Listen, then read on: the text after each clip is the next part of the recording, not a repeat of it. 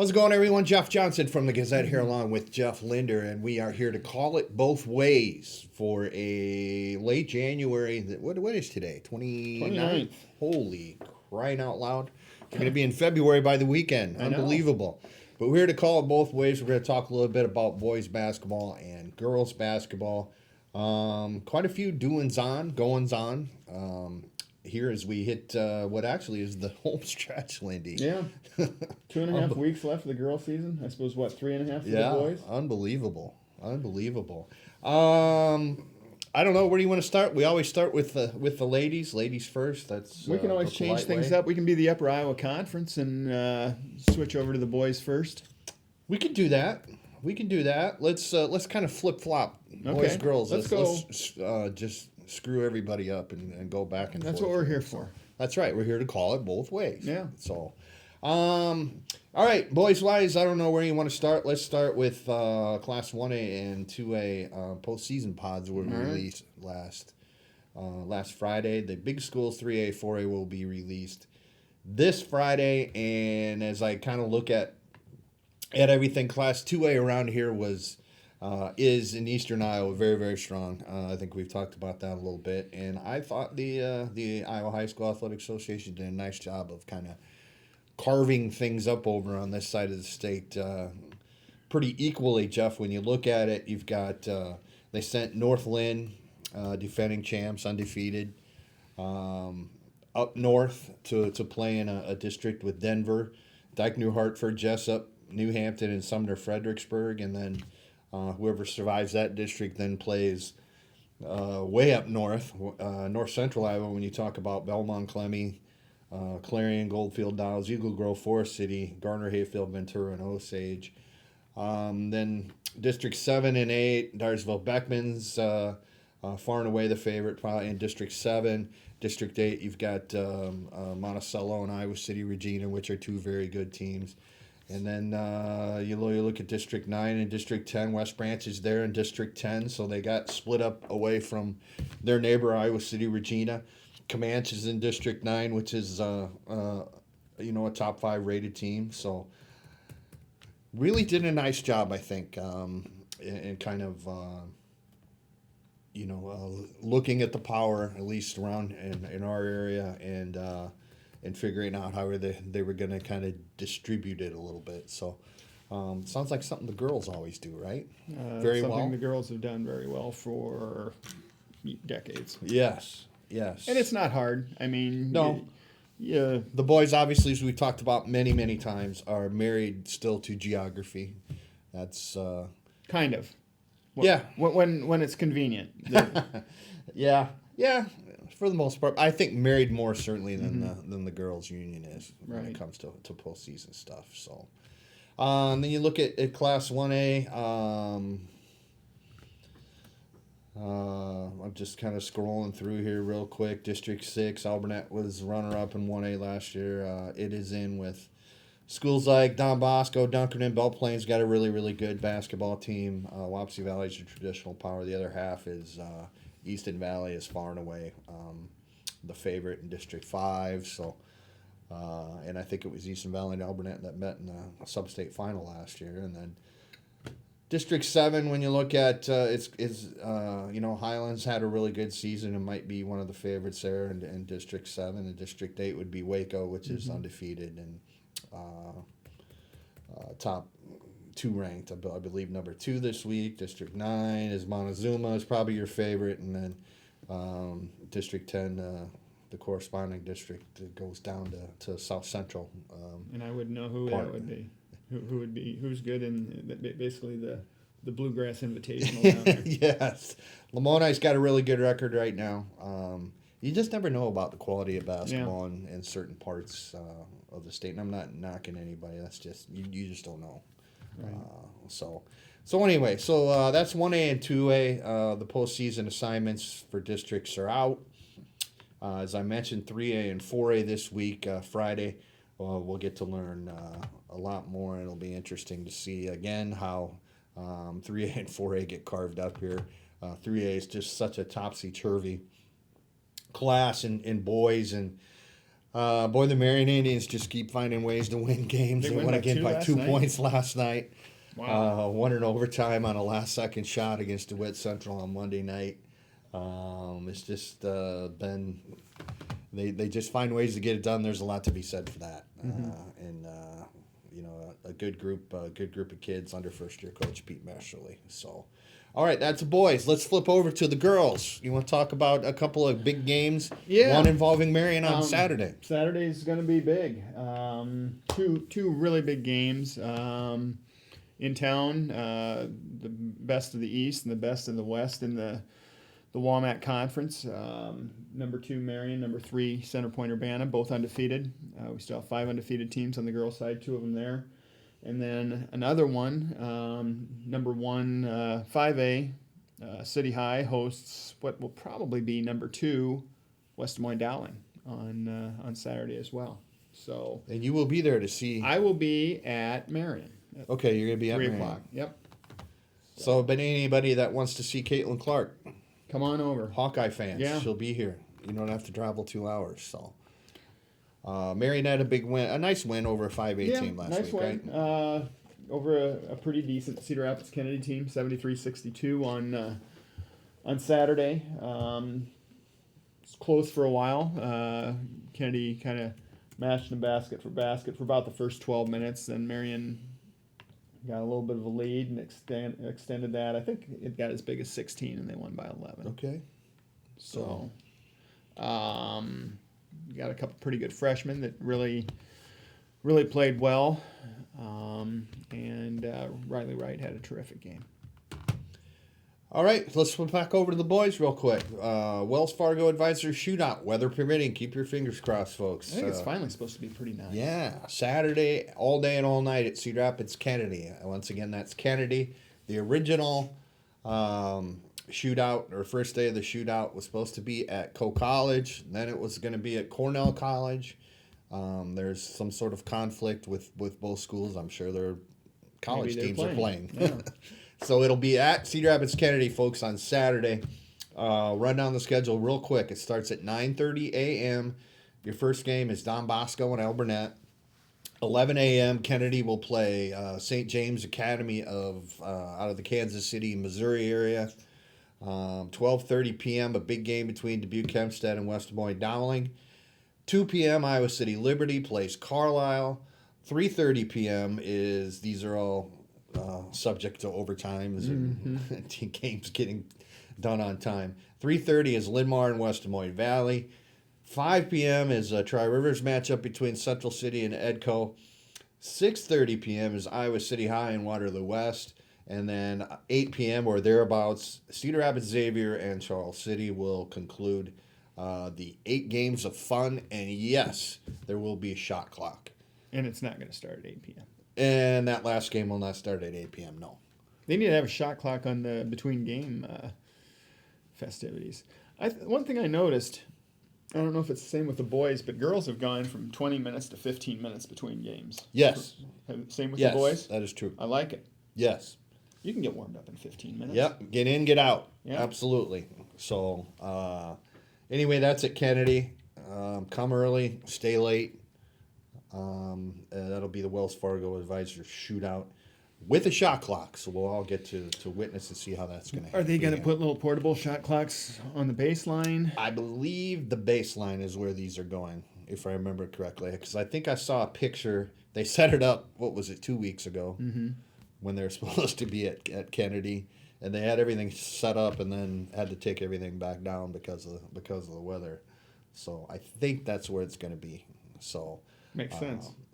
Should be a lot of fun. 9:30 a.m. start, 8 games, shot clock, be there at Kennedy. You there the whole day? That's the plan right now, yeah. I might go out and have a little bit of lunch or something since I You'll kind have of live popcorn right in the neighborhood. probably. I will have popcorn, no question about All right. it. So, all right, back to the girls. Yeah. What's our next topic? How about Nate Sanderson at Linn-Mar? Yeah. Unfortunate. You know Nate a heck of a lot better than I do. Won a state title at Springville. 2 state titles at Springville. Moved up to take the head coaching job at Linn-Mar, and then last week announced that he is resigning. Effective immediately. Effective immediately. Yeah, really unfortunate. Nate knows basketball. Linn-Mar was not having a No, terrific they season. weren't. This was his third season. third season. They were 3-19 in his first season, 11-11 last year. They really peaked well towards the end of last year. Just didn't happen this year. And, they're shooting 35% from the field and averaging 45 points a game, and it's not going to do it, no matter who's coaching. So, without trying to get you in trouble, is this a kind of maybe a little bit of a case, and this is all conjecture, of parent cheese dickery, so to speak, as our cohort Mark Morehouse is using that term liberally lately? I think that parents played a role in this. Like I said, it's really unfortunate. And what do you do? And something similar to this happened at Kennedy 2 years ago with Tony Viss, and it's not good. It's not a good thing when parents have as much say as they do. Okay. That's a very PC answer. I like that.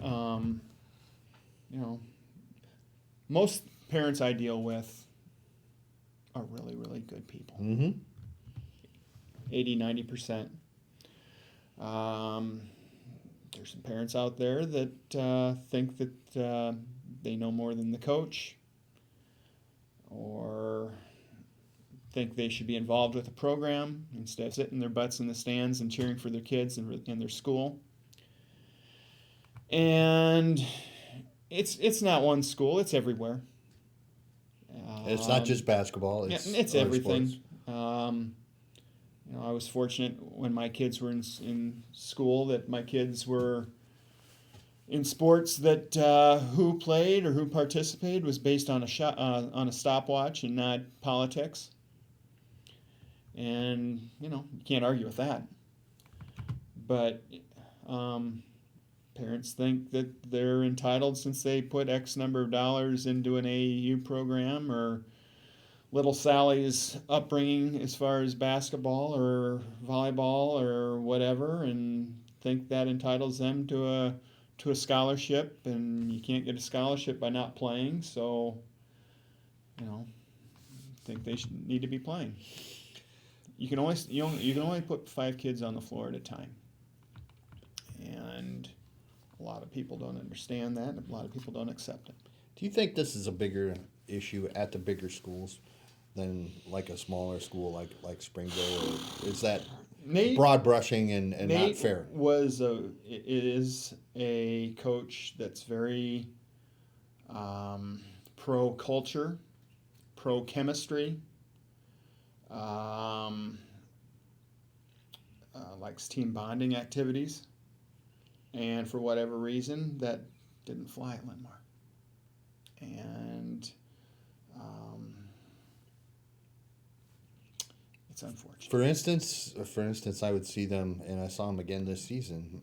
He would take his girls to a Cedar Rapids Rough Riders hockey game every year. They'd have a lot of fun, some community service, dance around, and yeah, and I think it's great. I think that's great that he wanted to do that. But on the other hand, there's only so many hours in a day as far as what kids want to do or need to do. I mean, they're students too. So, but Nate's a good guy. He'll coach again. He'll be successful again. I just don't think this was a great fit. Where does he teach at? He doesn't teach. He doesn't teach. No. Okay, so that gives him the opportunity. Flexible. Yeah. Okay. Very good. He's really involved with podcasting and mentoring other young coaches. Oh, very good. So, he gives a lot to the game. I'm not sure there are many coaches out there that are more prepared, or he's a film junkie, I would say. He watches a lot of film. He'd be a very good scout. And I imagine he's going to behind the scenes probably helps some other teams throughout the year as far as maybe a little bit of scouting or finding tendencies, metrics. That's a big word. Plus or minus possessions, right? Yeah. But good guy, and we haven't seen the last of him. Very good. Very good. PC enough? That was pretty good. All right. That was pretty good. I liked it. Like I said, I wasn't trying to throw you over the overboard or anything, but all my interactions with Nate, same thing. Real good guy, and obviously a good. You don't win a state championship by accident. Sorry, no matter what level it is. So, a good coach for sure, who will land on his feet somewhere else. So, and this isn't a blanket endorsement on coaches everywhere. I mean, I'm not gonna stick up for everyone. I mean, it's a different. There are good parents, there are bad parents, there are good coaches, there are not so good coaches. Nate's a good coach. Sure. Let's flip over to the boys. I made a long journey to Decorah last night, just on assignment, as we say. Decorah played Owine in a Northeast Iowa Conference game, and going to write a story for Friday on the Decorah program. The Vikings under head coach Jonathan Carlson, who's been there as an assistant or a head coach for over a decade now, I believe. He said he replaced Dave Brown. Okay. Up there. I didn't need it. Dave Brown is we talked about Linn-Mar, one of the Linn-Mar athletics or activities directors. I didn't realize Dave was up there. Yeah. Now that you and then he went over out to Spirit Lake, I believe. Okay. But anyway, Jonathan Carlson is the head coach up there, and they're having a really good season. They won 9 games last year. They've already won 11. They're in contention for their first, the Vikings for their first Northeast Iowa Conference title since, I believe, 97, 98. It's kind of a jam-packed league, very very balanced league. So, and he's got a good group of seniors that have kind of stuck it out. But there's also, they hope that this is the beginning of big things when it comes to Decorah basketball. And that is because they have someone helping them out this season on a volunteer basis. I'm not going to give it away. You're going to have to read the story Friday. Read the story. It's going to be really good. Hopefully.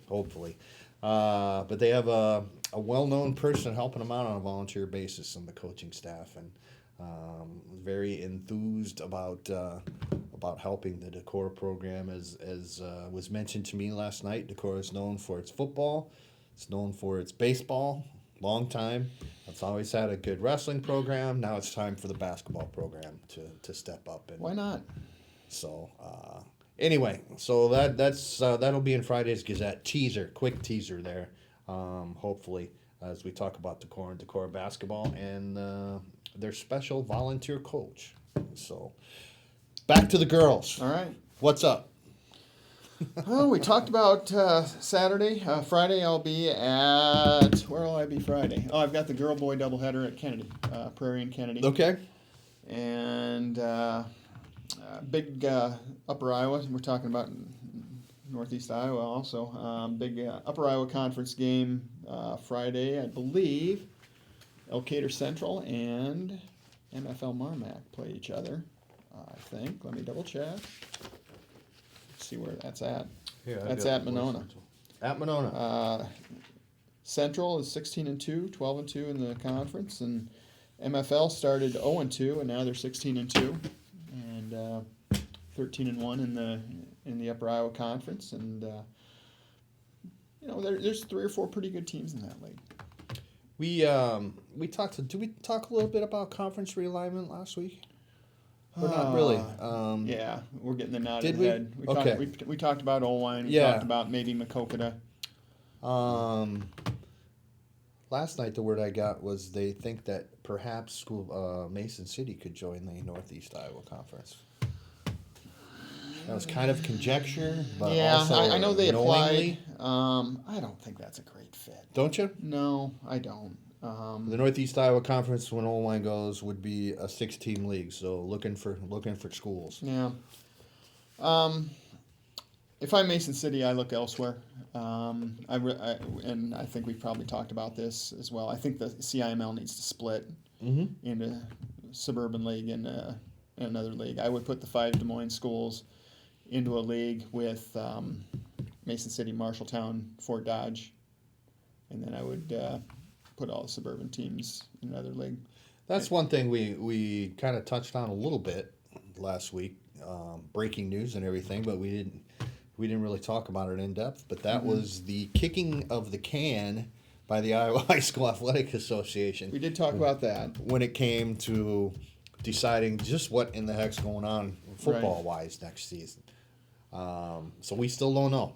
No, we'll know maybe next week. 5th? Is the 5th? Is that Thursday? That I'm not sure, to be honest with you.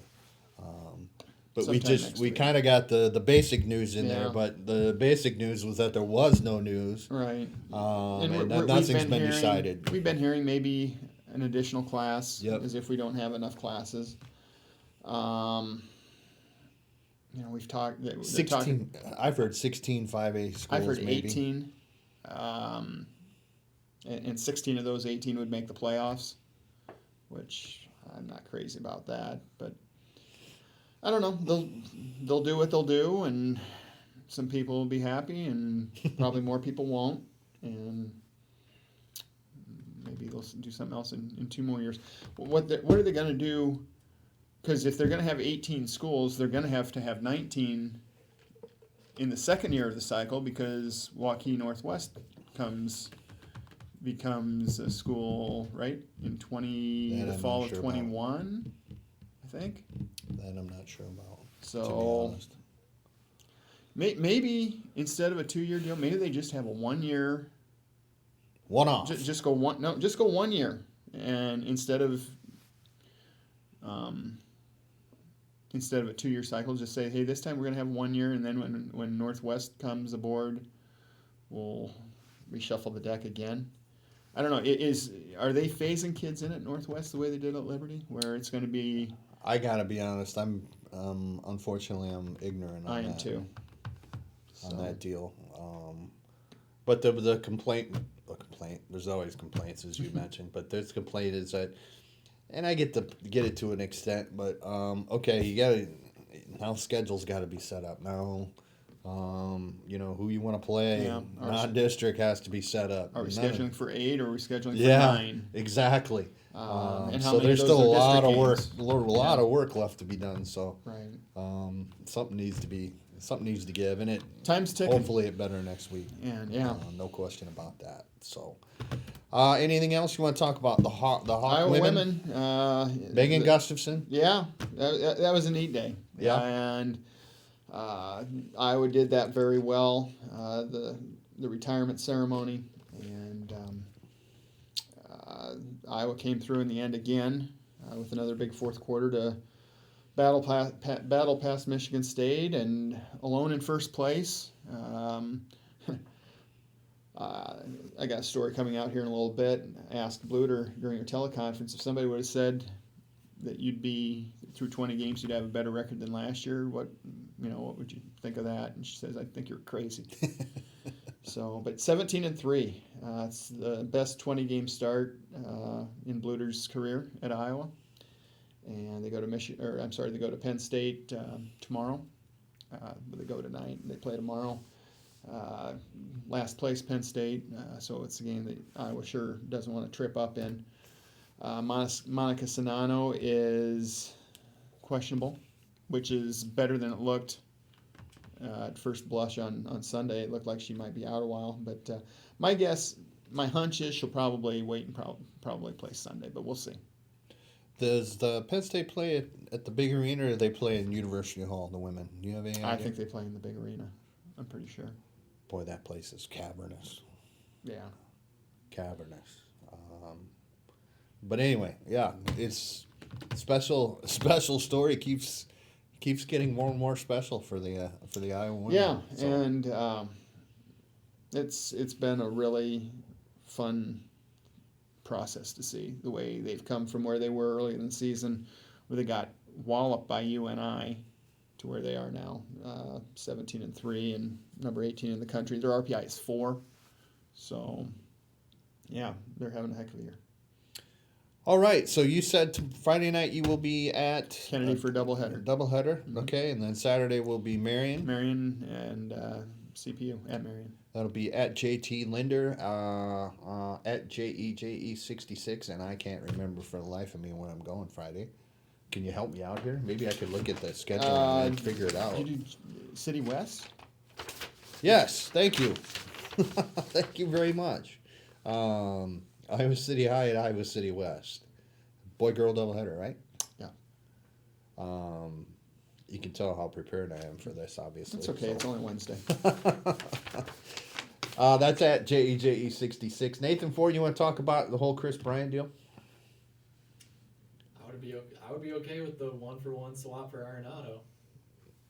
There you go. You heard it. Is that possible? Apparently. Wow. I'd be more than okay with that as well.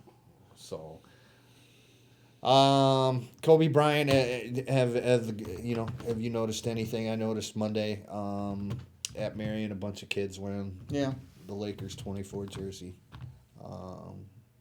Impact basketball at every level. Yep. I guess, and just a heartbreaking, heart-wrenching story and for the thing with everybody his involved. daughter, who I guess was going to be a heck of a basketball player, Wanted to go to just UConn. Just makes it tougher, and you sure don't wish anything like that on anybody. Absolutely.